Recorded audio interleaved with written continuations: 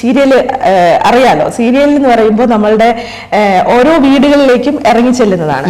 അങ്ങനെ എന്തെങ്കിലും ഒരു മോശം അനുഭവം ഉണ്ടായിട്ടുണ്ടോ ചേച്ചിക്ക്? അതായത് പുറത്തു പോകുമ്പോൾ പലരും തെറ്റിദ്ധരിച്ചിട്ടുണ്ട് ഇവരുടെ ക്യാരക്ടർ ഇത് തന്നെയാണ്, നെഗറ്റീവാണ് എന്ന് തോന്നിയിട്ടുള്ള ക്യാരക്ടേഴ്സ് ആണ് എന്ന് തോന്നിയിട്ട് ആരെങ്കിലും അങ്ങനെ ബിഹേവ് ചെയ്യും? അത് പണ്ട് ദൂരദർശനിൽ ഒരു സീരിയൽ ചെയ്യുന്ന സമയത്ത് പിന്നെ ഒരു ആർട്ടിസ്റ്റിനെ ഞാൻ ഭയങ്കരമായിട്ട് ഡിസ്റ്റർബ് ചെയ്യുന്ന ഒരു ക്യാരക്ടറായിരുന്നു അത്.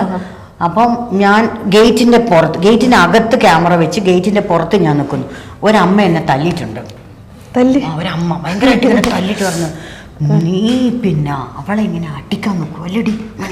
ആ സീരിയലിൽ അത്രമാത്രം അവര് ആക്ഷൻ ക്യാമറ പറഞ്ഞിട്ട് എന്നെ കാണുന്നില്ല.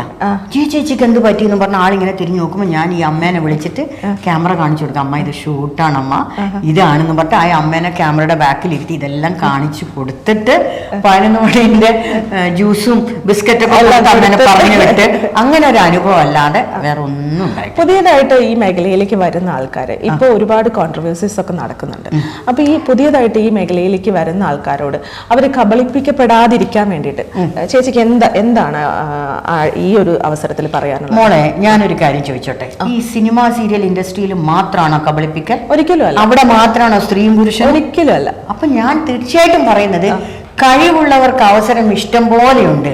കബളിപ്പിക്കൽ എന്ന് പറയുന്ന സ്ഥലത്ത് നിങ്ങൾ ബുദ്ധിപൂർവ്വം നിങ്ങൾക്ക് അവസരം വീണ്ടും വരുമോ? എല്ലാത്തിനും റെഡി ആയിക്കൊണ്ട് ആദ്യമേ പോകുന്ന ആളുകള് ഇവിടെ സീരിയൽ സിനിമ ഇൻഡസ്ട്രിയിൽ മാത്രമൊന്നുമല്ല, എല്ലാവിടെയും ഇതുണ്ട്. പക്ഷേ ഫിഗർ വൈസ് എസ്റ്റാബ്ലിഷ് ആകുമ്പോൾ, നെയിം വൈസ് എസ്റ്റാബ്ലിഷ് ആകുമ്പോൾ അവരെ പബ്ലിസിറ്റി കൊടുക്കാനായിട്ട് യൂട്യൂബേഴ്സ് ഇത്രയുണ്ടെങ്കിൽ ഇത്ര ആക്കുന്നത് അവരാണ്. തീർച്ചയായിട്ടും നമ്മുടെ ആർട്ടിസ്റ്റുകളെ ഒന്നും കുറ്റം പറയാൻ പറ്റില്ല. എല്ലാവരും അങ്ങനെയുള്ളവരും അല്ല. ഇപ്പൊ നിങ്ങൾ കോൺട്രവേഴ്സീസ് ഈ യൂട്യൂബിൽ ഇങ്ങനെ കേൾക്കുമ്പോൾ ഇതെല്ലാം സത്യമാണെന്ന് തെറ്റിദ്ധരിക്കരുതെന്ന്. പക്ഷെ ഒരു ഭൂരിപക്ഷം ആൾക്കാരും യൂട്യൂബ് സത്യമാണെന്ന് അല്ലെങ്കിൽ ഈ സോഷ്യൽ മീഡിയ സത്യമാണെന്ന് വിശ്വസിക്കുന്ന ആളുകളുണ്ട് നമുക്കിടയിൽ. അത് തെറ്റായ ധാരണയാണ്. ബുദ്ധിയുള്ള നിങ്ങൾ എല്ലാവരും ഒരു ക്യാപ്ഷൻ കൊടുക്കുക, ആ ക്യാപ്ഷൻ കംപ്ലീറ്റ് ചെയ്യൂല. ശ്രദ്ധിച്ചായിരുന്നു? അത് കഴിഞ്ഞ് ഇത് വായിക്കുമ്പോൾ അതിനൊന്നും ഉണ്ടാവില്ല, അതിന്റെ ഒരു തരി പോലും ഉണ്ടാവില്ല, ഒരിക്കലും ഉണ്ടാവില്ല. മഞ്ജു എന്ന് പറഞ്ഞത് ശരിക്കും പറഞ്ഞാൽ എൻ്റെ ഡ്രീം ഗേൾ ആണ്. എൻ്റെ മനസ്സിൽ എനിക്കൊരു പെൺകുട്ടി ഉണ്ടായിരുന്നെങ്കിൽ മഞ്ജു വാര്യരെ പോലെ ആയിരിക്കണം എന്ന് പറയുന്ന ഒരാളാണ് ഞാൻ.